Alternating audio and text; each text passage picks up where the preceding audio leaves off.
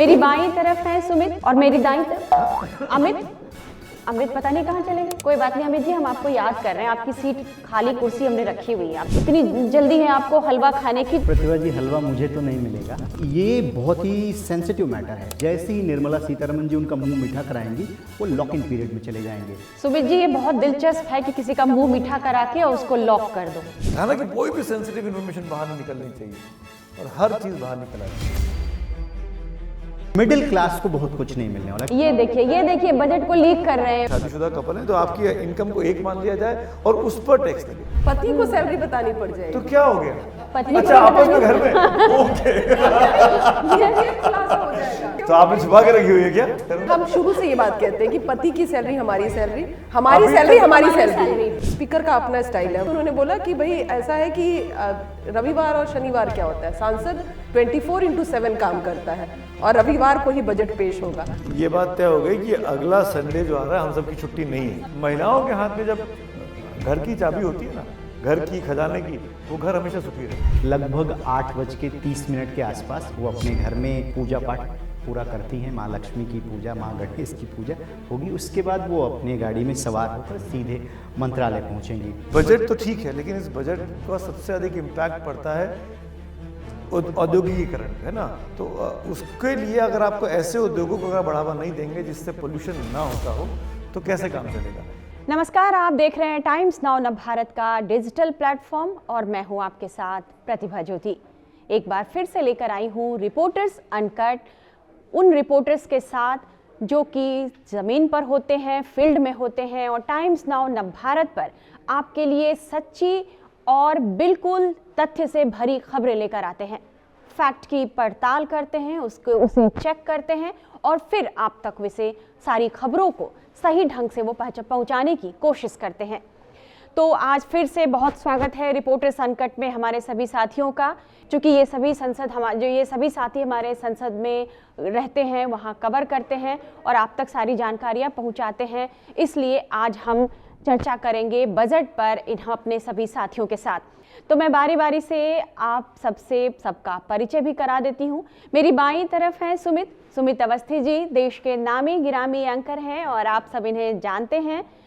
रोज शाम 7 बजे times now Navbharat पर चक्रव्यूह लेकर आते हैं और मैं भी इसे बताना नहीं भूलती हूँ, हर बार आपको इसकी जानकारी जरूर देती हूँ। मेरी दाईं तरफ है आज अमित नहीं है, जैसा मैंने पहले बताया, आज रंजिता और सुमित जी की बाईं तरफ है रविकांत राय।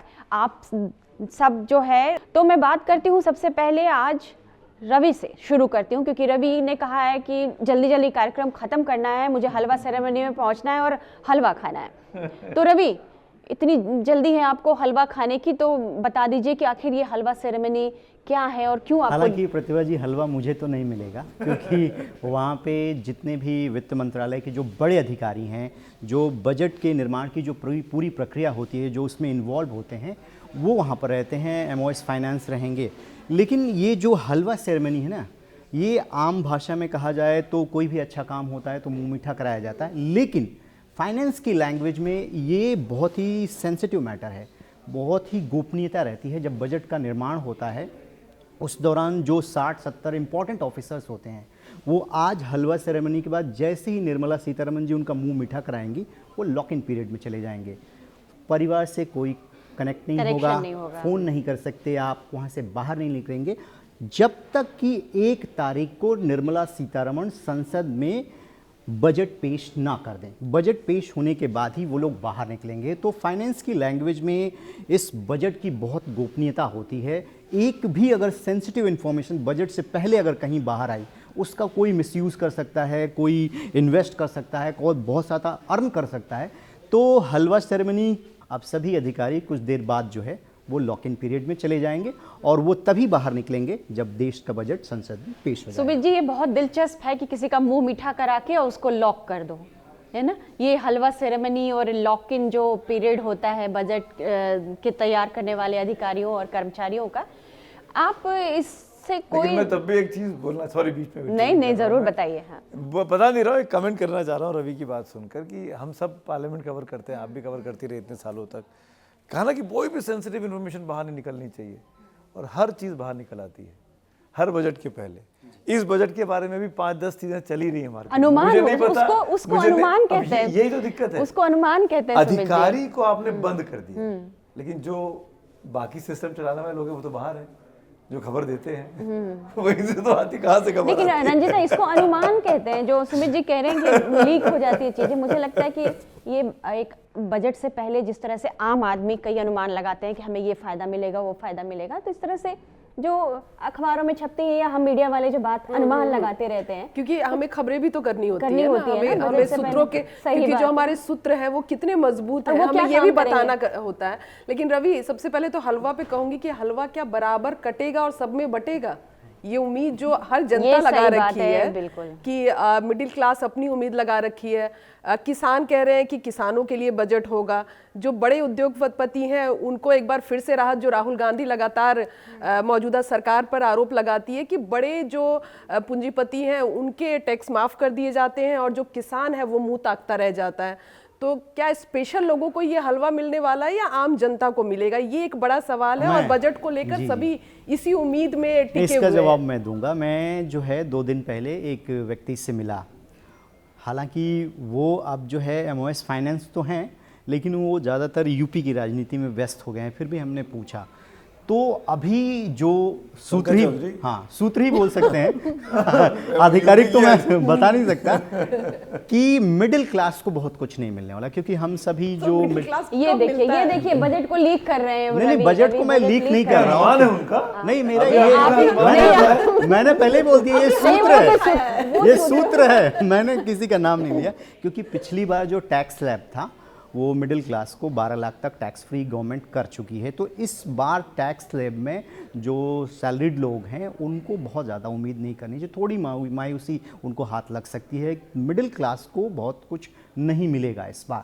लेकिन सरकार का जो फोकस है वो 3-4 इम्पॉर्टेंट सेक्टर्स पे है, उस पर सरकार जो है बहुत मजबूती से काम करेगी। जो प्रधानमंत्री ज्ञान की बात करते हैं ना, उसमें सबसे पहले तो युवाओं को कैसे स्किल किया जाए, उनको रोजगार कैसे दी जाए, और जो 2047 का विज़न लेकर चल रही है सरकार कि हम 2047 तक विकसित भारत बनाएंगे, तो उसका रोड मैप क्या होगा, कौन कौन से सेक्टर्स में आप इन्वेस्ट कर रहे हैं।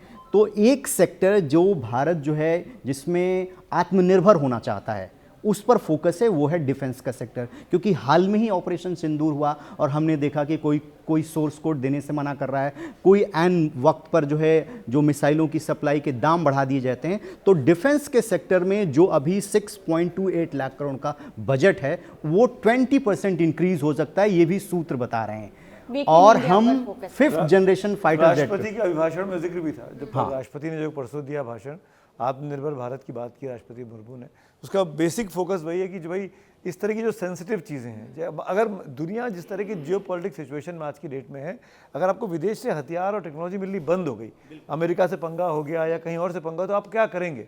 आपके चारों तरफ दुश्मन देश बैठा हुआ है। और ये बजट में जिस बजट जिस समय पेश हो रहा है, मैं और रवि बात कर रहे थे कि ये ट्रंप का टैरिफ, उसकी बार धमकी और कई देशों पर कब्जा करने की उनकी नीयत और लगातार देशों को धमकाना, इन सब के बीच हमारा बजट आ रहा है। तो ये काफ़ी इम्पोर्टेंट है। और निर्मला सीतारमण 9वीं बार इस बजट को पेश करने वाली हैं संसद में। मैं एक चीज़ और बोलना चाह रहा था, जो आपने इनकम टैक्स वाली बात की ना, 12 लाख तक कर दिया है। एक इंटरेस्टिंग चीज़ पढ़ी है मैंने, ये ना सूत्र है ना अनुमान है, लेकिन मैंने कहीं पढ़ा इन दिनों में, और मैं चाहता हूँ कि सरकार वाकई में सोचे उस दिशा में। अगर अभी नहीं कर सकती तो आने वाले वक्त में करे। हम आज की डेट में जिस तरह की शहरी जीवन में हम लोग रह रहे हैं, अधिकतर कपल्स दोनों हस्बैंड वाइफ काम कर रहे हैं। अभी आपको जब इनकम टैक्स देना पड़ता है तो हस्बैंड अलग देता है, वाइफ अलग देती है। तो एक विचार चल रहा है कि एक इनकम मानी जाए, एक परिवार की इनकम एक मानी जाए और सिंगल टैक्स लगे। हस्बैंड वाइफ की इनकम को जोड़ लिया जाए, हस्बैंड वाइफ, बेटा या माँ नहीं, बेटा या बाप नहीं, पर हस्बैंड वाइफ की, अगर आप कपल हैं और डिक्लेयर्ड कपल हैं, शादीशुदा कपल हैं, तो आपकी इनकम को एक मान लिया जाए और उस पर टैक्स लगे। अगर ये होता है तो बहुत क्रांतिकारी काम होगा। यूरोप में है, ये कई जगहों पर है ये। इसमें ये है कि बाध्य नहीं होंगे पति पत्नी, यदि वो चाहें कि अलग अलग करना चाहें तो रिटर्न फाइल कर सकते हैं तो वो कर सकते हैं। लेकिन उसमें फिर ये भी तो दिक्कत है कि सैलरी बतानी पड़ जाएगी, पति को सैलरी बतानी पड़ जाएगी। तो क्या हो गया? पति अच्छा, आपस में घर में तो आपने छुपा के रखी हुई है क्या? आम बात है, भी आ सकता है। रवि, आप लोग जो बात कर रहे थे अभी, ये जो सारी गंभीर बातचीत है आप लोगों की कि क्या खर्चे कम किस गंभीर पर, का हम तो रंजीता की सैलरी पूछना चाह रहे थे। रंजीता नहीं बता रही है अभी। आप क्या चाहते हैं कि वो घर में झगड़ा कराएंगे? नहीं, मैं ये कह रहा हूँ कि हम लोग की सैलरी आती है तो पहली तुरंत फोन आता है कि ये सारे बिल्स क्लियर करने हैं, ये सारे, हमारी सैलरी दुनिया को पता है। हाँ, वो पर पता पत्नी रहनी चाहिए। अपनी सैलरी नहीं बताएगी। नहीं तो क्या बात हुई भाई? ये शुरू से हमारा है कहना भाई, है रवि, कि पति तुम की तो मुझे सैलरी second हमारी, करो यार। नहीं हम शुरू से ये बात कहते हैं कि पति की सैलरी हमारी सैलरी, हमारी अभी सैलरी तक हमारी हमारी सैलरी। सैलरी अभी बिल्कुल तक तो औरत की उम्र के बारे में बोला जाता था, औरत की सैलरी भी हम एक्सपोज हो जाए। नहीं ठीक है, लेकिन कई बार पति बड़ी चालाकी भी करते हैं, इतनी चालाकी से पत्नियों के पैसे ले लेते हैं कि पता ही नहीं चलता कि वो उन्होंने चालाकी की है कि वाकई में जरूरत है। खैर, मैं अभी मुझे किस्सा याद आ गया सुमित जी।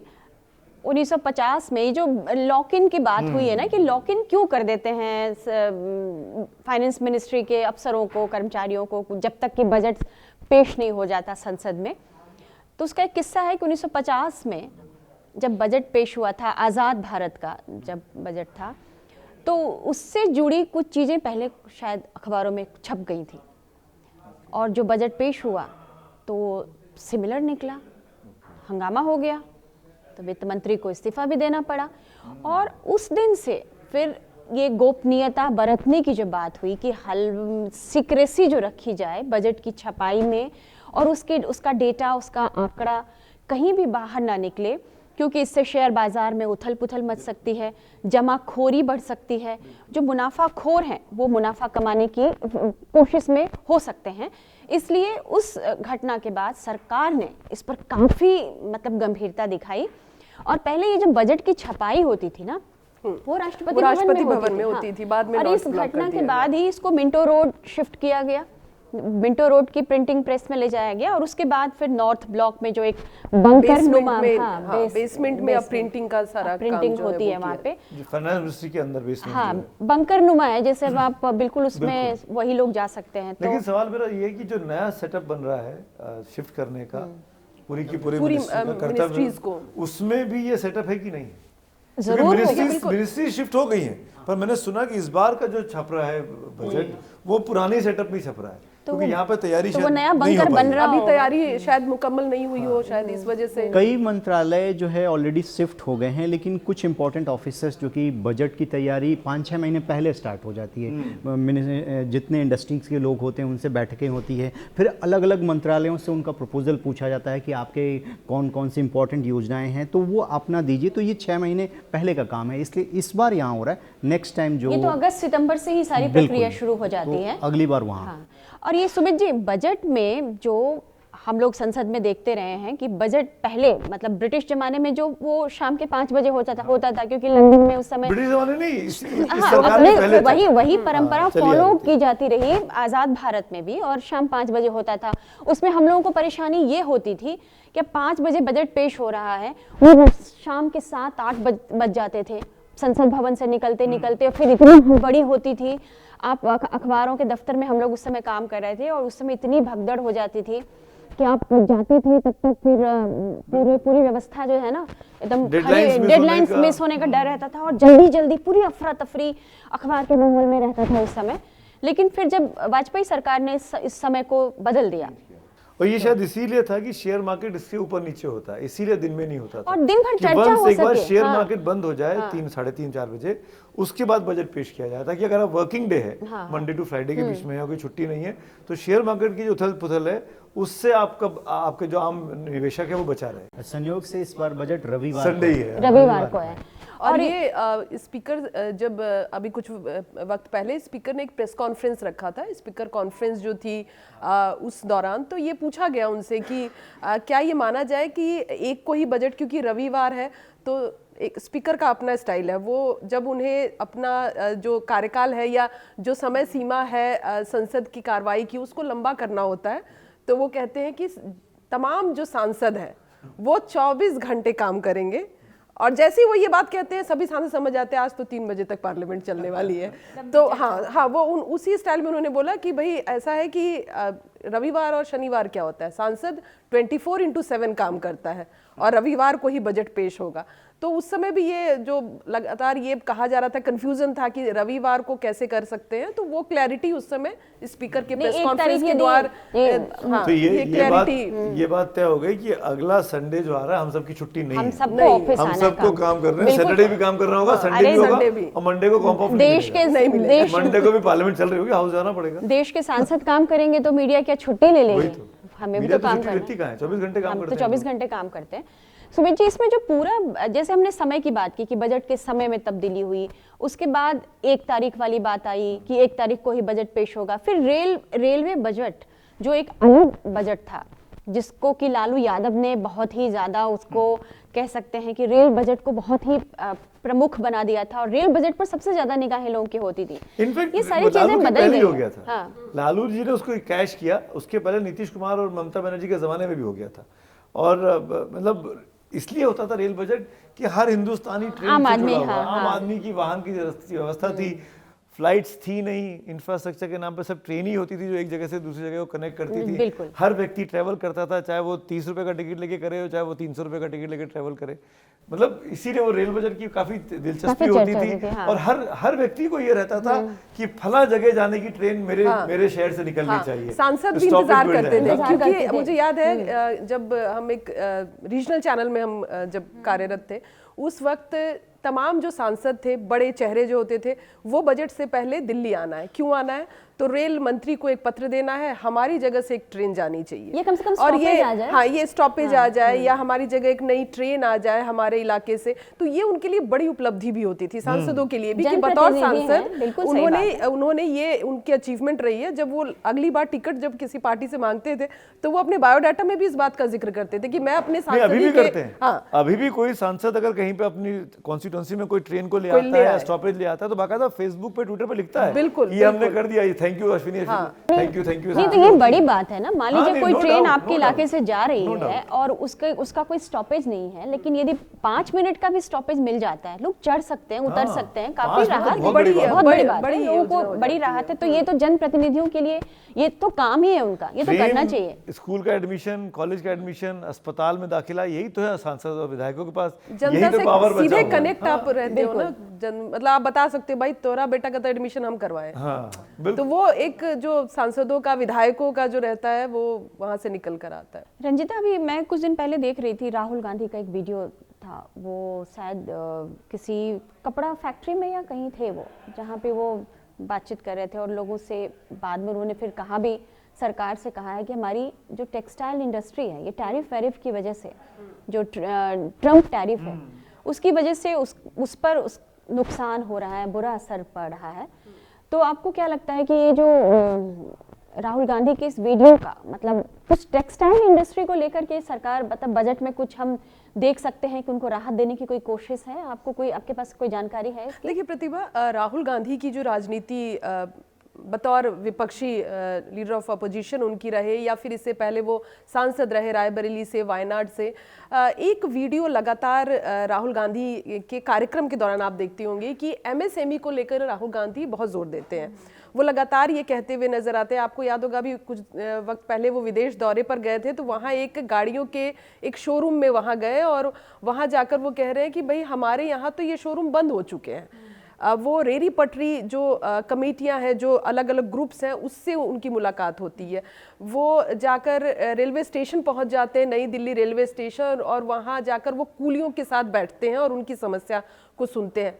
रायबरेली में एक जूता बनाने वाला एक व्यक्ति, उसके अचानक से अपनी गाड़ी, अपना काफिला उन्होंने रोका और जाकर उसे अपने जूते की नाप दी, और जब वो जूता उनके लिए बना कर लाया, उसे 10 जनपद में बुलाया गया, बकायदा उससे सारी परेशानी पूछी गई, और कहीं ना कहीं ये संदेश राहुल गांधी बहुत बड़ा तैयार हो गया है। अब उनके पास उनके जूतों का जो बिजनेस था बहुत बढ़ गया है, क्योंकि ये हम माना जाए ना कि कई चीजें जो है। लेकिन राहुल गांधी का इस सब के पीछे जो लगातार एक संदेश संदेश देने की जो कोशिश राहुल गांधी की रही है वो ये कि ये जो सरकार है वो छोटे जो उद्योगपति हैं, वो जीएसटी को लेकर वो लगातार बोलते हैं कि जीएसटी जो ये लेकर आए, गब्बर टैक्स जिसको वो नाम दे रहे थे, अगर वो इतना ही मुकम्मल था तो बार बार उसको बदला क्यों गया, क्योंकि जीएसटी में लगातार स्लैब को हम लोगों ने देखा कि कई बार सरकार ने भी ये स्लैब में चेंजेस लेकर आई। तो ये चीज़ राहुल गांधी पहले भी कहते रहे हैं और उनका सीधे कहना है कि जो छोटे किसान है या छोटे जो उद्योगपति है, जो मजदूर हैं, उनके पास काम नहीं है और सरकार उस पर बहुत ध्यान नहीं देती है। और उसी कड़ी में ये जो फैक्ट्री का जिक्र आपने किया वो वीडियो भी उसी कड़ी में था और ये सरकार से उम्मीद की जा रही है कि क्या ये जो छोटे उद्योगपति हैं उनके लिए क्या बेहतर इस बार बजट में वो लेकर आ रहे हैं। रवि, बीजेपी नेताओं की क्या प्रतिक्रिया है बजट को लेकर? पहले से क्या वो अनुमान लगा रहे हैं कि क्या क्या कर सकती है सरकार? क्योंकि इस बार जो है बंगाल में चुनाव है, केरल में है, असम में है, अगले साल यूपी पंजाब में विधानसभा चुनाव होने हैं, तो निश्चित तौर पर मैं मानती हूँ कि ये बजट जो होगा इसमें ज़रूर कुछ चुनावों को ध्यान में रखकर तो चुनावी बजट तो हो सकता है, क्योंकि कई पश्चिम बंगाल सबसे महत्वपूर्ण है बीजेपी के लिए। तो इसमें आपके पास क्या इन्फॉर्मेशन है बजट में पश्चिम बंगाल को लेकर, क्या क्या प्रावधान नई चीजें दी जा सकती हैं? जिन परिस्थितियों में ये 2026 और 27 का बजट आ रहा है, आप अगर ग्लोबल सिनेरियो को देखते हैं तो पूरे वर्ल्ड में अनरेस्ट है। बिल्कुल। और ट्रंप जो हैं बार बार इंडिया को प्रेशर में लाने के लिए कि हम रसिया से ऑयल ना परचेज करें, उन्होंने टैरिफ लगाया। अब क्या है कि इंडिया जो है वो नए मार्केट को एक्सप्लोर कर रहा है और आज हो सकता है कि कुछ देर बाद इस तरीके की खबरें आएँ कि जो यूरोपियन यूनियन है उनके साथ हमारी ट्रेड डील होने जा रही है। और अगर आपने टेक्सटाइल सेक्टर की बात की, राहुल गांधी ने जब वो वीडियो बनाया और उसके बाद उन्होंने कहा कि कई जो कपड़ा फैक्ट्रियां हैं वो बंद हो गई हैं, जॉब जा रही है, उसमें जो भारत सरकार के मंत्री हैं उन्होंने कहा कि ये पूरी तरीके से तथ्य भ्रामक है और वो डेटा लेकर सामने आ गए कि देखिए 3.7% की हमारी ग्रोथ हुई है। और मैंने उनसे पूछा कि ये जो टैरिफ वॉर चल रहा है पूरे वर्ल्ड में, उससे निपटने के लिए आप लोग क्या कर रहे हैं? तो उन्होंने कहा कि बहुत सारी ऐसी कंट्रियां हैं जिनको हमने अभी तक टच ही नहीं किया था, खासतौर पर जो साउथ अफ्रीकन कंट्रीज़ है उन तक हम पहुंचे नहीं थे, गल्फ़ कंट्रीज़ में हम नहीं थे, हम वहां जा रहे हैं और वहां के मार्केट को एक्सप्लोर कर रहे हैं। तो इन परिस्थितियों में रिफॉर्म वाला बजट होगा। लेकिन कोई भी सरकार होती है, अगर किसी राज्य में चुनाव हैं 2 महीने 3 महीने के बाद, तो उन राज्यों का थोड़ा ध्यान रखा जाता है। अब उसमें सरकार क्या दे सकती है ये सोचने वाली बात है। लेकिन रेलवे की अगर बात करें तो आपने देखा कि प्रधानमंत्री की 2 रैलियां हुई, वंदे भारत जो है वो असम से कोलकाता दी गई और अभी ये सूचना है कि वंदे भारत ट्रेनों की जो संख्या है वो पूरे देश में बढ़ाई जाएगी और लगभग 5000 किलोमीटर जो नई रेल लाइन बिछाने का लक्ष्य जो है वो रेलवे मंत्रालय लेकर चल रहा है। उन्होंने प्रपोजल जो है फाइनेंस मिनिस्ट्री को भेजा है। लेकिन एक सेक्टर जिसपे सरकार बहुत माइन्यूटली काम कर रही है, हमने देखा कि हर साल दिल्ली, मुंबई, कई ऐसे मेट्रोपॉलिटन सिटीज हैं जो गैस चैम्बर में कन्वर्ट हो जाती हैं। बिल्कुल, मैं ये पूछने वाली थी कि कुछ पॉल्यूशन को लेकर कोई ठोस कदम। पॉल्यूशन को लेकर बहुत ज़्यादा क्रिटिसिज्म जो है इंटरनेशनल लेवल पे भारत की हो रही है कि यहाँ पर कोई क्यों आए। इन्वायरमेंट आप अच्छा नहीं दोगे, दूसरा इन्वायरमेंट में हम सांस वाली बात करें कि हमारा अगर एयर क्वालिटी ही हमारी अच्छी नहीं है तो वो लोगों के लिए दिक्कत है। तो इसको कैसे ठीक किया जाए? जो ईवी व्हीकल्स हैं उनमें हम किस तरीके से इंसेंटिव बढ़ा सकते हैं और चार्जिंग स्टेशन कैसे इंस्टॉल करेंगे? पेट्रोल और डीजल पर जो हमारी डिपेंडेंसी है उसको सरकार भी चाहती है कि धीरे धीरे कम किया जाए, रिन्यूएबल एनर्जी की तरफ बढ़ा जाए। तो कोल से जो गैसिफिकेशन होता है, कोल मिनिस्ट्री ने भी फाइनेंस मिनिस्ट्री को ये प्रपोजल भेजा है कि हम कोल से गैस बनाएंगे ताकि जो पॉल्यूशन है उसको कम किया जाए। और पॉल्यूशन को लेकर सरकार एक रोड मैप पे काम तो कर रही है, वो पायलट प्रोजेक्ट के रूप में 3-4 सिटी में उसको अप्लाई किया जाए ताकि जो पॉल्यूशन का लेवल है उसको कर्टेल किया जाए। ये अभी इंपॉर्टेंट चीज़ें पता चली हैं। इंटरेस्टिंग बात रवि बोल रहा है, ये बिल्कुल मैं बात को कहना भी चाह रहा था काफ़ी देर से कि बजट तो ठीक है लेकिन इस बजट का सबसे अधिक इम्पैक्ट पड़ता है औद्योगिकीकरण पे, है ना। तो उसके लिए अगर आपको ऐसे उद्योगों को अगर बढ़ावा नहीं देंगे जिससे पोल्यूशन ना होता हो तो कैसे काम चलेगा। जो इंटरनेशनल अगर आईएमएफ डावोस समिट में गीता गोपीनाथ बैठकर ये बोलती हैं कि हिंदुस्तान को अगर दुनिया की तीसरी सबसे बड़ी इकोनॉमी बनना है या दूसरा या पहले नंबर पे आना है तो आपको अपने देश के पोल्यूशन पे लगाम लगानी पड़ेगी। और आप जब तक आप पोल्यूशन पे लगाम नहीं लगाएंगे, देखिए बड़ा सिंपल सी बात है, क्यों उन्होंने ऐसा कहा। अब हमको लगता है कि पोल्यूशन तो है, AQI 300 हो गया, 500 हो गया, 800 हो गया, चल रहा है, जी लेंगे। कैसे असर करता है पॉल्यूशन का, असर अर्थव्यवस्था पे कैसे पड़ता है? बहुत सिंपल सा लॉजिक है। अगर आप इसको चेन में समझना चाहें, लाइफस्टाइल चेन में, मेरी तबीयत खराब हुई, मैं ऑफिस से छुट्टी ले ली, मैं काम करने नहीं गया, मेरा जो मैं काम करता हूँ एज अ वर्कर, वहाँ पे उसका असर पड़ा। मेरी अपनी छुट्टी कम हुई, मैं अस्पताल गया, डॉक्टर से इलाज कराया, दवा का खर्चा बढ़ा, मेडिकल का खर्चा बढ़ा। दवाइयाँ कहाँ से आती? विदेश से आती हैं अधिकतर अपने देश में। अब हम विदेशी कंपनियों के होते हैं, हम अननोइंगली इस पूरी साइकिल, इस चेन में हम अपनी अर्थव्यवस्था को कमज़ोर करते हैं और दूसरों की अर्थव्यवस्था को बढ़ावा देते हैं। अगर ये पॉल्यूशन ना हो, ना मैं छुट्टी लूंगा, मैं काम करता रहूंगा, मेरी जो और वो काम तो तब करने है की क्षमता कि है जब वो तेज हम होंगी। इस तरह के दफ्तर में काम करते हैं, बड़े और इस आलीशान दफ्तरों में हम लोग काम करते जो हैं, लेकिन वर्कर को सोचिए ना। लेकिन जो रेहड़ी पटरी वाले लोग हैं, जो सब्जी बेचते हैं, जो छोटे छोटे और कारीगर हैं, जो नहीं, बाहर खुले में काम करते इसमें हैं, सबसे बड़ी बात है, जिस MSME सेक्टर की बात रंजीता और अभी रवि ने की, वहां से बहुत बड़ी संख्या में पोल्यूशन फैलता है। सॉरी टू से दिस, पहिए मतलब वेहिकुलर पोल्यूशन, जो सड़क पे चलने वाली दुपहिया हैं और बसें हैं, और MSME सेक्टर जो शहरों के बीच में फैक्ट्रियां होती हैं, वो शहरों के बीच में धुआं फैलाती हैं और उन पर कार्रवाई नहीं हो पाती है। क्यों नहीं हो पाती? क्योंकि अधिकतर लोग चंदाएं देती है राजनीतिक पार्टियों को, वहाँ के स्थानीय विधायक को, स्थानीय पार्षदों को, स्थानीय नेताओं के अपने घरों के बच्चों की फैक्ट्रियां हैं वो, तो वो बंद नहीं होती हैं, वो चलती हैं, उनसे पॉल्यूशन हो रहा है। पॉल्यूशन किसको असर कर रहा है? हम सबको असर कर रहा है। उन फैक्ट्रियों को शहरों से, चीन ने क्या किया, ऐसी जो पॉल्यूशन फैलाने वाली जो फैक्ट्रियाँ थी उनको बड़े शहरों से बाहर ले गए, उन्होंने पूरी नई बस्तियाँ बसा दी, और आज से नहीं बता दी, पिछले 15 साल से इसमें काम कर रहे हैं। और आज की तारीख में चीन के जितने बड़े शहर हैं वो पोल्यूशन फ्री हो गए। उन्होंने क्लाउड सीडिंग से बाकायदा बारिश कराई और पोल्यूशन को साफ किया। जितने जो पावर सेक्टर के प्लांट चलते थे उन सबको शहरों से बाहर कर दिया। हमारे शहर में आज भी चलते हैं, हम तो यहाँ बैठे हुए हैं। एक कोशिश शीला दीक्षित ने अपने कार्यकाल में किया था। ओखला इंडस्ट्रियल जो एरिया है उसमें कई पॉल्यूशन के उस समय भी मुद्दे काफी ज्यादा थे और उस समय कई इंडस्ट्री को दिल्ली से बाहर किया गया था। ये कहीं ना कहीं था कि एक छवि जो दिल्ली की देश की राजधानी की बनती जा रही है उसमें लगाम लगाना चाहिए। लेकिन ये भी सोचने वाली बात है कि चाहे वो आम आदमी पार्टी की सरकार रही या फिर अब बीजेपी की सरकार, हालांकि बीजेपी पर ज़्यादा नहीं कहा जाए क्योंकि अभी नई सरकार, बहुत लंबे वनवास के बाद अब बीजेपी की सरकार दिल्ली में बनी है, लेकिन ये ज़रूर है कि देश की राजधानी पे नज़र सभी राजनीतिक पार्टियों की होती है, लेकिन इसे देश की राजधानी किस तरह बनाया जाए, किस तरह सबसे बेहतर बनाया जाए, इस पे किसी की योजना नहीं। जब हम ओलंपिक 2036 में हम ओलंपिक की मेजबानी करने की हम तैयारी कर रहे हैं तो निश्चित तौर पर पॉल्यूशन तो एक बड़ा मुद्दा है। और खिलाड़ी यहाँ क्यों मेजबानी की हम तो अभी तो हम मेजबानी के लिए अपील करना चाह रहे हैं, मतलब हम तैयारी तो हमारी सारे इंटरनेशनल स्पोर्ट्स बॉडीज ने इंडिया के पोल्यूशन पर सवाल खड़े कर दिए। वही मैं कह रही हूँ कि ये एक बहुत बड़ा हर्डल है जो कि आपको एक बड़े कार्यक्रम के मेजबानी से रोक सकती है। तमाम बड़े कई सवाल खड़े हो रहे हैं। आपके, मेरे, सुमित जी, रवि, तमाम ऐसे आप हमारे जानने में कई लोग हैं जो पुराने दिल्ली के लोग हैं, वो दिल्ली छोड़ रहे हैं। हाँ, वो कम से कम 2-3 लोग तो मैं जानता हूँ जो गोवा चले गए, जो कनाडा चले गए, छोड़ छाड़ के बच्चों की मिनिस्ट्री में। क्योंकि हम जब कवर करते हैं, एक हमारे नोन है, वो यहीं दिल्ली में, वो उनका जन्म दिल्ली में हुआ, उनके बच्चों का जन्म दिल्ली में। अब जब वो रिटायर हो गए तो हमने कहा कि सर आप तसल्ली से आराम से घर में रहिए। कहते हैं यहाँ रहकर क्या करेंगे, 2-3 साल में ही मर जाएंगे। तो कहाँ चले गए? देहरादून चले गए, अपनी सारी प्रॉपर्टी यहाँ से बेचकर वो मतलब लोग यहाँ रहना नहीं चाहते।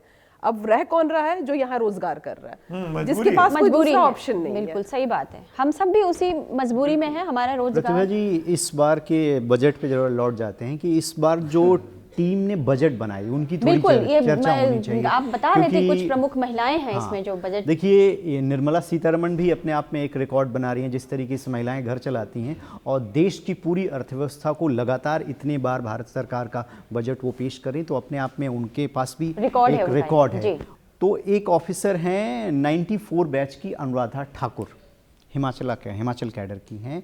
वो इकोनॉमिक सेक्रेटरी हैं और उन्होंने ये टीम जो है निर्मला सीतारमण के साथ जो पूरा डिस्कशन करके जो बजट बनाई है, तो मैं बस सिर्फ ये कहना चाह रहा था कि इस बजट के निर्माण में जो इम्पोर्टेंट ऑफिसर्स होते हैं उनमें 3 जो है इम्पोर्टेंट महिलाएं भी हैं जो बजट के निर्माण में पूरी तरीके से इन्वॉल्व हैं। भैया सुन लो रवि भाई, हम सब महिलाएं जो है ना घर का बजट भी बहुत अच्छे से चलाती मैं वही आप ही की तारीफ तो कर रहा था मैं ये कि कह रही हूँ, घर का भी कर रहे हैं, कुछ अलग से मिलेगा अगर इतनी ये महिलाएं तो हैं बजट हमारे लिए देश तो का गर्व बजट की भी बात आप है कि लोग हमारे मिलेगा। वित्त मंत्री एक महिला है और वो 9वीं बार बजट पेश करेंगी। हमारे लिए तो बहुत गर्व की बात है, देश के लिए देश के लिए गर्व देश की के बात लिए है। गर्व की बात है। बिल्कुल, महिलाओं के हाथ में जब घर की चाबी होती है ना, घर की खजाने की, वो घर हमेशा सुखी रहता है। और मैं यही बता जब तक पुरुषों के पास रहेगा तो अनाप शनाप खर्चे होते हैं, कोई मैनेज नहीं होता।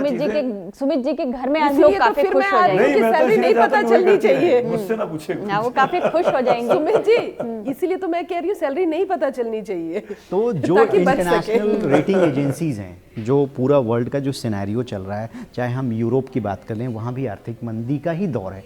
यूएस खुद जो है उसकी जीडीपी का आप ग्रोथ देखिए। वर्तमान समय में भारत सरकार ये दावा कर रहा है और वर्ल्ड के सिनेरियो को देखते हुए कि हम बहुत जल्द जो है तीसरी अर्थव्यवस्था सबसे बड़ी इकॉनमी बनेंगे। तो उस इकॉनमी को उस रूट पर ले जाने के लिए जो फ्री हैंड मिलता है, जो रोड मैप तैयार किया गया फाइनेंस मिनिस्ट्री के द्वारा, तो अभी भी जो रेटिंग एजेंसी जो रेट कर रही हैं, चाहे वो मूडी हो या आईएमएफ हो, इंडिया की जो इकॉनमी है वो सस्टेन करेगी। जीडीपी में आपको गिरावट देखने को नहीं मिलेगी, 7.5 के ऊपर ही जाएगी, ये प्रिडिक्शन है। अब जो इकोनॉमिक सर्वे आएगा उसमें हम देखेंगे कि किन किन सेक्टर्स में ग्रोथ है। तो कुल मिलाकर पूरे जो हालात हैं वर्ल्ड के, उसमें भारत की इकॉनमी जो है एक पॉजिटिव मैसेज दे रही है। तो हम लोग को खुश होना चाहिए कि हमारे यहाँ भी स्टेबिलिटी बनी रहेगी। मैं इस खुशी में खलल नहीं डालना चाहता हूँ जो रवि कह रहा है, खुशी हम सबकी बनी रहनी चाहिए। पर मैं ये बहुत अंतर्राष्ट्रीय स्तर की बातें कर रहे थे। मैं वापस शहर में देश में लौट के आता हूँ। मैं कल ही शायद खबर पढ़ रहा था एक हिंदी अखबार में, आजकल चांदी और सोने की कीमत कैसे बढ़ रही है हम सबको पता है। रॉकेट की तरह रोज 10%, 12%, 15% बढ़ जाना। 3 लाख के आसपास, 3,40,000 है चांदी आज की रेट में, 3,40 के आसपास तक कल पहुंच गई, अभी का नहीं पता मुझे। मैंने एक खबर पढ़ी, उत्तर प्रदेश के आई थिंक प्रतापगढ़ की स्टोरी है। वहाँ के कुछ गांव वाले किसान जो अपना घर का सोना गिरवी रखते हैं साहूकारों के पास, ज्वेलर के पास, जिससे वो पैसा उधार लेते हैं, जिसके बदले फिर वो खेती करते हैं। उस सीज़न में उन्होंने अपना सोना चांदी जमा किया, सीज़न ख़त्म हुआ, अपना सोना चांदी छुड़ाने गए, उन्होंने मना कर दिया ज्वेलर्स ने कि हम नहीं देंगे वापस। तुमने हमको 10 लाख का दिया, 10,000 का दिया था, मैं तुमको 20,000 देने को तैयार हूँ। हम पैसा नहीं, हमारे घर का सोना है, मेरी शादी में मेरी बिटिया को, मेरी माँ का है, बिटिया को मुझे सौंपना है। वो किसान बहस कर रहा है, वो किसान को अपना घर का चांदी, सोना चांदी वापस चाहिए। वो जो ज्वेलर है वो वापस नहीं कर रहा है। तो पता लगा क्यों वापस नहीं कर रहा है, क्योंकि वो ज्वेलर ने उसको बेच दिया है। क्योंकि वो चांदी जो उसके पास थी वो 3,40,000 की कीमत क्यों गई है, वो क्यों आपको वापस करेगा। उसने उस पर मुनाफा कमा लिया है, आपको 10 के बदले 20 देने को तैयार है, जबकि आपको 10 के बदले 350 मिलने चाहिए, पर आपको 10 के बदले 20। ये इस तरह की जो चीज़ें हो रही हैं, इसको आप होर्डिंग बोल रही थी, और ये चांदी के बढ़ते दामों को देखकर ये बहुत तेजी से, अगर आप सोना चांदी ये तो अलार्मिंग सिचुएशन है, मतलब पर इंटरवीन करना चाहिए सरकार को। आम हिंदुस्तानी, हमारे देश में सोना चांदी खरीदने की परंपरा है। घर की समृद्धि, महिलाओं की समृद्धि ऐसे ही मानी जाती है कि चांदी की पायल है कि नहीं, सोने की अंगूठी पहनी है कि नहीं पहनी है, ये बड़ी इंपॉर्टेंट चीज़ है। इसमें सरकार को क्या कर सकती है, इन आम जो 70-80% हिंदुस्तानी इंटरवीन करने की जरूरत, बिल्कुल कुछ रास्ता निकालना पड़ेगा।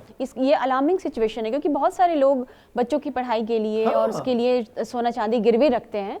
तो यदि ये सिचुएशन है तो पहले तो स्थिति सोने की ऐसी थी कि अब लोगों को लग रहा था सोना नहीं खरीद पाएंगे। अब चांदी में भी कुछ इसी तरह की कि चांदी की कीमत भी लगातार बढ़ रही है, तो फिर अब क्या होगा। इस सीजन में किसी के घर से शादी का न्योता आता है, गिफ्ट देना हो, अगर आपको पारिवारिक शादी हो, सोचना तो आपको सोचना पड़ता है कि कैसे हो पाएगा। आपका घर का बजट उड़ा जाता है, इतना महंगा होगा सोना चांदी, आप एक छोटी सी पाजेब तक नहीं दे पाते। सही बात है। रंजिता, ये जो महिलाओं की बात कर रहे थे, तो कुछ महिलाओं के लिए कुछ खास होने वाला है, कोई छूट, कुछ खास स्कीम आने वाली है। जीविका दीदी, मुझे लगता है जीविका दीदी पर कुछ फोकस हो सकता है। हालांकि अब बिहार इलेक्शन नहीं है, लेकिन कई इलेक्शन, बंगाल इलेक्शन है, पहली बार महिला मुख्यमंत्री से मुकाबला है, और वहां पर दीदी से ही मुकाबला है, जो सबसे बड़ी चीज है कि वहां ममता बनर्जी से मुकाबला है। और हमने कई बार ऐसा देखा है, कई पुराने अगर बजट की बात की जाए, जब कांग्रेस की सरकार थी 2008 में, वो बजट जिसने दोबारा कांग्रेस की सरकार को लाकर UPA 2 का निर्माण हो गया और वो था कि कृषि ऋण माफ किया गया, 16,000 करोड़ की ऋण माफी की गई और कहा गया कि अब तक के जितने भी बजट पेश हुए उसमें सबसे ज्यादा पॉलिटिकल जो फैसला लिया गया, जो जिसे हम पॉलिटिकल भी कह सकते हैं और किसानों के लिए एक सबसे बड़ी सौगात। आज भी कांग्रेस पार्टी जब कहीं भी कहीं किसानों की सभाएं करती हुई नजर आए, अगर कांग्रेस, राहुल गांधी अगर कहीं चुनावी रैली कर रहे हैं तो कर्ज माफी का जिक्र किया जाता है। और कई बार हमने देखा है कि अलग अलग विधानसभा चुनाव में और लोकसभा चुनाव में कांग्रेस ने ये कहा है कि जो 2008 में हमने किसानों के लिए किया, हमारी सरकार अगर फिर आती है केंद्र में तो हम किसानों के लिए फिर से कर्ज माफी करेंगे। तो ये कहीं ना कहीं तमाम राजनीतिक पार्टियां समझती है कि ये बजट सिर्फ आप फाइनेंशियल ना देखें बल्कि इसका राजनीतिक और चुनाव में भी इसका एक बड़ा इंपॉर्टेंस होता है। और आप मानिए कि असम का चुनाव है, पश्चिम बंगाल का चुनाव है, आने वाले समय में केरल का चुनाव है, तमिलनाडु का चुनाव है, तो इन तमाम चुनाव और महिला एक बड़ा वोट बैंक जो हमने बिहार में देखा। हालांकि बिहार में ये भी कहा जा रहा है कि 10,000 के आगे सभी महिलाएं जो है वो झुक गई और वोट नीतीश कुमार वोट बिक गया, इस तरह की भी भाषा की 10,000 रुपए में महिलाएं जो है वो नीतीश कुमार और बीजेपी को वोट दे गई। तो वैसे ही जीविका और सेल्फ हेल्प ग्रुप जो है वो अलग अलग राज्यों में अलग अलग नाम से हैं, तो क्या उनके लिए कुछ अलग स्कीम लाई जाएगी क्या? उनको जो मेरा अनुमान है कि निश्चित तौर पर सेल्फ हेल्प ग्रुप के लिए, क्योंकि सरकार भी समझती है, प्रधानमंत्री नरेंद्र मोदी का भी फोकस रहता है कि महिलाएं भी आत्मनिर्भर बने और सेल्फ हेल्प ग्रुप जो होते हैं उसमें काफ़ी मदद करते हैं। अभी जो ऋण देने की बात होती है, थोड़ी देर पहले कार्यक्रम भी हुआ था, उसका नाम मुझे ठीक से याद नहीं आ रहा, लेकिन कई महिलाएं वो छोटे छोटे ऋण लेकर के अपना बड़ा व्यापार शुरू कर चुकी हैं, आर्थिक रूप से आत्मनिर्भर हो गई हैं।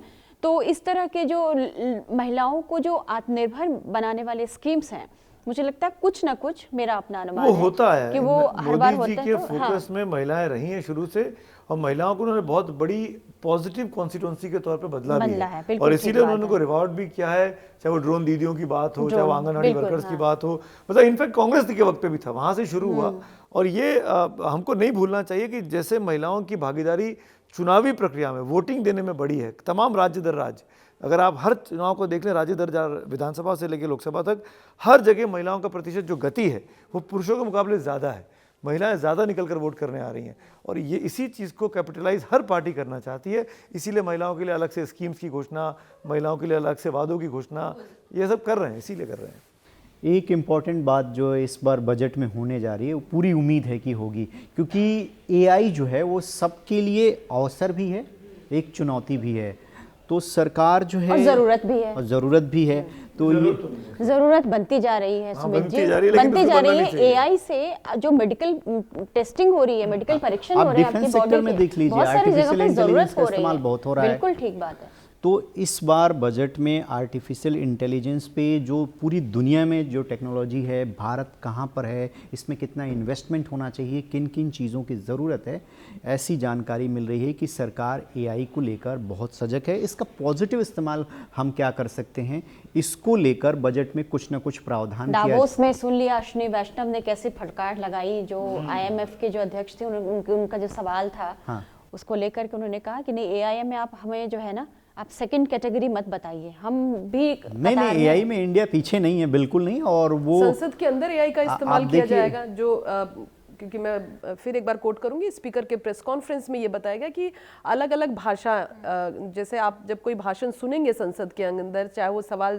क्वेश्चन आवर की बात हो, वो लिमिटेड भाषाओं में, लेकिन अब टारगेट ये है कि 18 से 20 भाषाओं में जो रीजनल लैंग्वेजेस हैं उसमें एआई का इस्तेमाल किया जाएगा। हालांकि अभी वो ट्रेनिंग पीरियड चल रहा है, जब उन्हें ये, क्योंकि संसद में एक प्रोटोकॉल है, संसद में अगर एक शब्द भी इधर से उधर होता है तो वो रिकॉर्ड पे होती है और उन चीजों को फिर बदला नहीं जा सकता। ट्रांसलेटर तो होते हैं, हाँ, ट्रांसलेटर की भी बात है, तो कहा जा रहा है कि एआई का उसमें इस्तेमाल किया जाएगा। अब तो एआई मतलब ट्रांसलेशन के लिए तो किसी आदमी की जरूरत ही नहीं है, मशीन ही कर रही है। हाँ, आप हम जो अब बात कर रहे हैं, ये भी आप अंग्रेजी में, तमिल में, तेलुगु में आप लाइव में देख सकते हैं। बिल्कुल, हम लोग जो डिस्कशन करते हैं वो हमारे बंगला उस पे भी जाता है और तो वो अपना बाकायदा नीचे अपने आप ट्रांसक्रिप्शन लग जाता है और इनफैक्ट आवाज चेंज हो जाती है।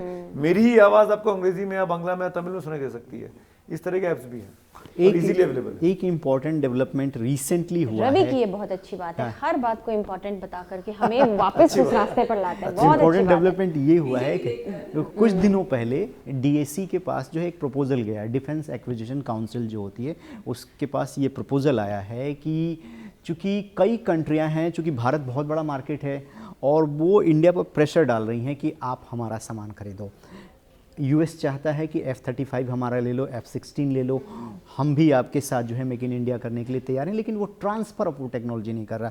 रसिया का जो Su-57 है वो तो सब कुछ तैयार है कि बोला कि टेक्नोलॉजी भी दे रहे हो नागपुर में हम आके खुद ही असेंबल कर देंगे, Su-35 जो आपका है वो ऑलरेडी हमारा आप यूज़ कर रहे हो, आप आइए लीजिए, क्योंकि वो क्राइसिस में चल रहा है। लेकिन नहीं, और अच्छा इंडियन दोस्त भी तो एयरफोर्स है। ने कहा है कि हमें जो है 4.5 जनरेशन में बेस्ट जो हमारा है वो राफेल है।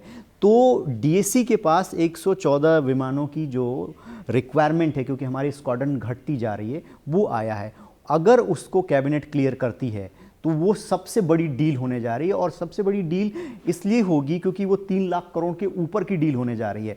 अब तक हम डिफेंस में मैक्सिमम जो हमारी डिपेंडेंसी थी वो रसिया के साथ थी। हमारे 70% के आसपास जो वेपन्स हैं वहाँ से लेते थे, उनका मेंटेनेंस कम होता था। लेकिन अगर वॉर लाइक सिचुएशन होती है, अगर हम किसी एक कंट्री पे डिपेंड हो गए, अगर कहीं हमारे संबंध गड़बड़ हुए या ट्रंप टाइप कोई व्यक्ति आ गया जिसका कोई भरोसा ना हो, अनप्रेडिक्टेबल हो, तो उस परिस्थिति में हम क्या करें। तो इंडिया जो है अपने डिफेंस सेक्टर में अपनी डिपेंडेंसी किसी एक पर नहीं बनाना चाहता है, इसलिए ये डील बहुत जल्द होने जा रही है, वो कैबिनेट में आएगी सीसीएस के पास। रंजिता, एक दर्शकों को थोड़ा बताइए कि ये इकोनॉमिक सर्वे कब आएगा और ये क्या होता है, और इसको लेकर के हम भारतीय अर्थव्यवस्था को लेकर क्या अनुमान लगाते हैं मोटे तौर पर।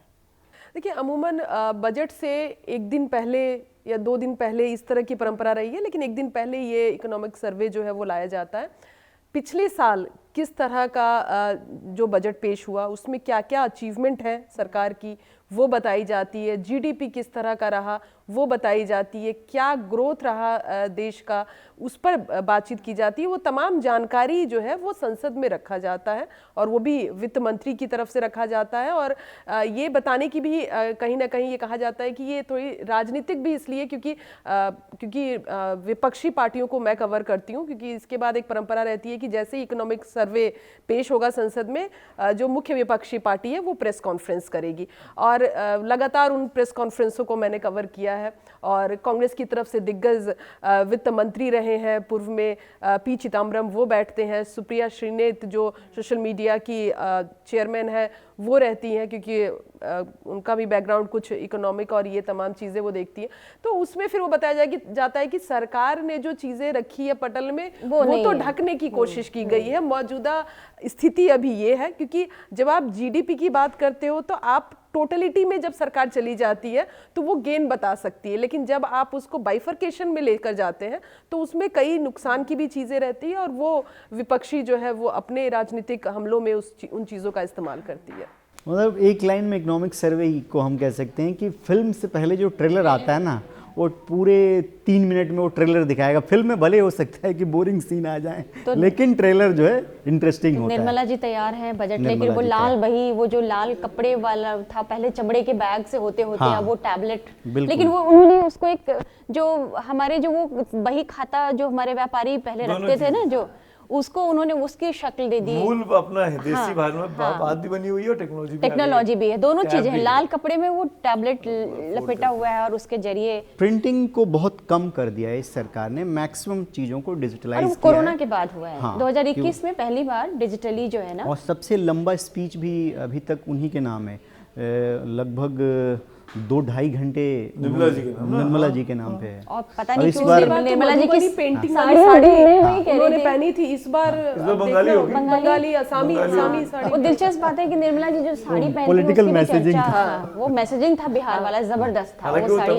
तमिलनाडु में भी चुनाव है, तमिलनाडु में चुनाव है। तो हो सकता है साड़ी हो सकता है साड़ी बंगाल की हो, गमछा असमिया हो, और कोई साइड से शॉल जो है वो तमिलनाडु की हो, सबको सच नहीं कह सकते। सुमित जी, अपने चैनल की क्या तैयारी है बजट को लेकर? टाइम्स नाउ नव भारत के दर्शक बजट वाले दिन हमारे साथ कैसे जुड़ेंगे, थोड़ी इसकी भी जानकारी दे दीजिए, और चक्रव्यूह में आप क्या पेश करेंगे? बड़ा सिंपल है कि सुबह से आपको हमारे साथ रहना है। 1 तारीख को और संडे की सुबह एक बजट है संडे है, छुट्टी नहीं है 1 तारीख को, और 1 तारीख को बजट पेश होगा और सुबह 6 बजे से ही लगातार टाइम्स नाउ नवभारत पर कवरेज चलेगी। डिजिटल को मत भूलिएगा, डिजिटल पे भी ऑब्वियसली टाइम्स नाउ नवभारत के डिजिटल प्लेटफॉर्म पर भी चलेगी और तमाम बड़े गेस्ट हमारे साथ हैं। हमने अलग अलग सेक्टर से जुड़े हुए अलग अलग जगहों पे अपने मिनी स्टूडियोज़ बनाए हैं कि एक किसानों का होगा, एक डिफेंस का होगा, एक हेल्थ का होगा, एक टीचर्स के बीच में होगा। कोशिश ये कर रहे हैं कि वो सब लोग जब पहले बजट के एक्सपेक्टेशंस क्या हैं उस बारे में उनसे चर्चा हो जाए, फिर जब बजट का स्पीच ख़त्म होगा तो क्या आपके एक्सपेक्टेशंस फुलफ़िल हुए या नहीं फुलफ़िल हुए, फिर कोशिश करेंगे कि उनकी व्यू के ज़रिए एक मार्किंग कर पाएँ कि आप इस बजट को अपने हिसाब से कितने नंबर देना चाहेंगे, 1 number, 5 number, 10 number out of 10, up to them जो भी होगा। ये सब निर्मला जी के कामकाज का एक तरीके से तुरंत एक आकलन करने की कोशिश है। और चक्रव्यूह में क्या होगा, तो संडे को चक्रव्यूह होगा संडे को चक्रव्यूह होता नहीं है, बजट होगा तो चक्रव्यूह भी होगा।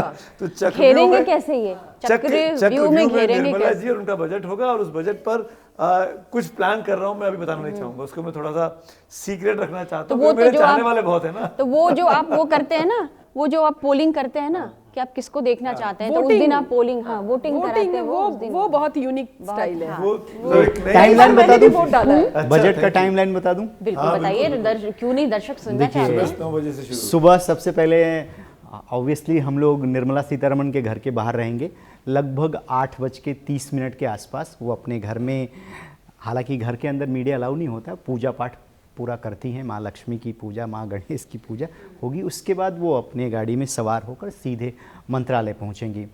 मंत्रालय पहुँचती हैं, उनके जो सहयोगी हैं एमओएस फाइनेंस वो ऑलरेडी वहाँ पहुँचे होते हैं, जो फाइनेंस सेक्रेटरी होते हैं उनके साथ एक छोटी बैठक होती है और उसके बाद सभी बजट बनाने वाले अधिकारी उस टैब के साथ निर्मला सीतारमण लीड करती हैं, वो गेट पे आती हैं, वो ऐसे टैब को दिखाती हैं।